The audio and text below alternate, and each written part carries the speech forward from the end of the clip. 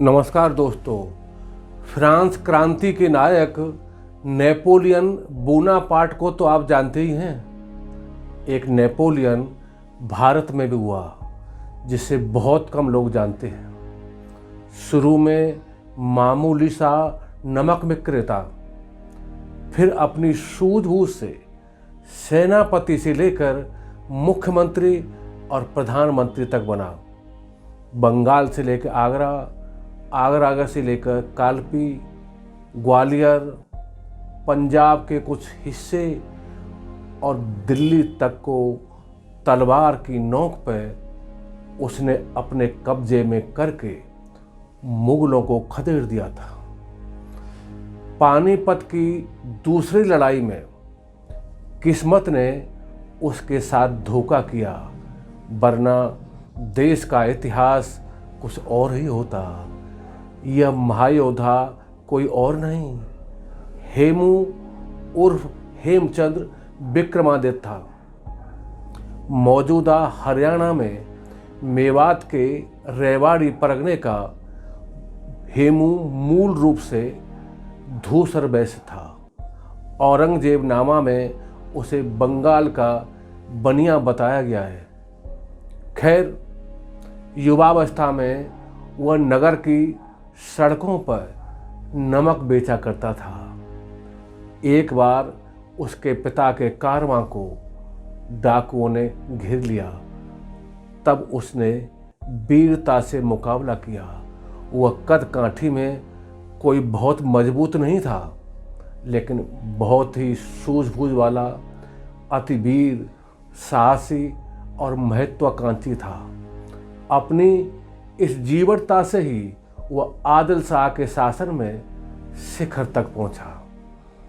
यह वही आदिल शाह था जिसने शेर शाह सूरी के पौत्र और अपने सगे भांजे फिरोज शाह की हत्या करके सन 1553 में गद्दी हासिल की।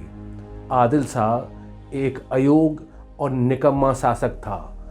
उसके समय में वास्तव में शासक हेमू ही था। उसने उसकी ओर से कई विद्रोहों का दमन किया।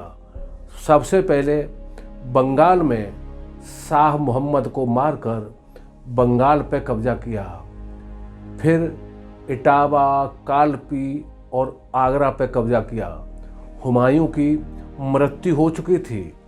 उसने बहुत ही सूझबूझ से अफगानों को अपनी ओर मिलाया। फिर अच्छा अवसर मानकर दिल्ली पे हमला कर दिया।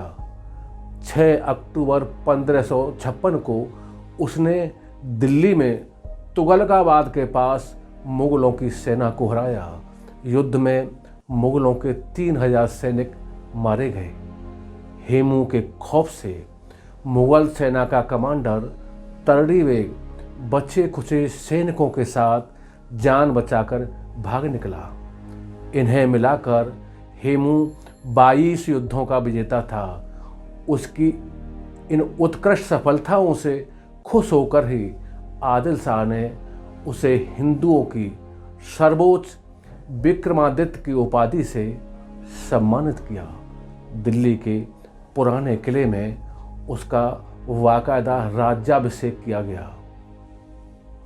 उस समय अकबर का शासन काबुल, कंधार और पंजाब के कुछ हिस्सों तक सिमट गया था, क्योंकि आगरा और दिल्ली दोनों उसके हाथ से निकल चुके थे। हेमू काबुल पर भी हमले की तैयारी कर रहा था।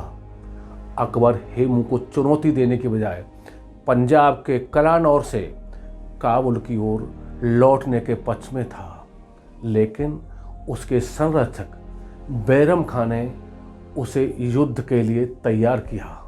यह युद्ध 5 नवंबर 1556 को पानीपत के उसी ऐतिहासिक मैदान में हुआ जहां 30 साल पहले उसके दादा बाबर ने इब्राहिम लोदी को हराकर हिंदुस्तान में मुगल साम्राज्य की नींव डाली। बैरम खान ने अकबर को युद्ध के मैदान से 8 मील दूर ही रखा। युद्ध में हेमू बहुत ही वीरता से सबसे अग्रिम मोर्चे पर लड़ा। उसकी सेना भी अकबर की सेना से बहुत ज़्यादा थी। सेना में 1500 युद्धक हाथी थे और तमाम आधुनिक तोपें। लेकिन लड़ाई में हेमू की आंख में तीर लगने पे बाजी पलट गई। वह बेहोश होकर गिर पड़ा। सेना में भगदड़ मच गई। उसे बंदी बना लिया गया। जब उसे बंदी बनाकर शिविर में लाया गया तो बैरम खां के कहने के बावजूद अकबर ने तलवार से उसका सिर कलम करने से इनकार कर दिया। अकबरनामा में इस बात का उल्लेख है, तब बैरम खां ने हेमू का सिर कलम किया। उसका कटा हुआ सिर काबुल के दिल्ली दरवाजा पे प्रदर्शन के लिए भेजा गया। जब अगधड़ दिल्ली के पुराने किले के सामने फांसी पे लटका दिया गया ताकि लोगों में दहशत फैल सके। इसके बाद कई साल तक उसके समर्थकों की चुन चुनकर हत्याएं की गईं। हेमू के 82 वर्षीय पिता को भी बख्शा नहीं गया। उसे अलवर से पकड़कर मौत के घाट उतार दिया गया। पानीपत में हेमू की इस हार के बाद ही भारत में मुगल सत्ता की बहाली हुई।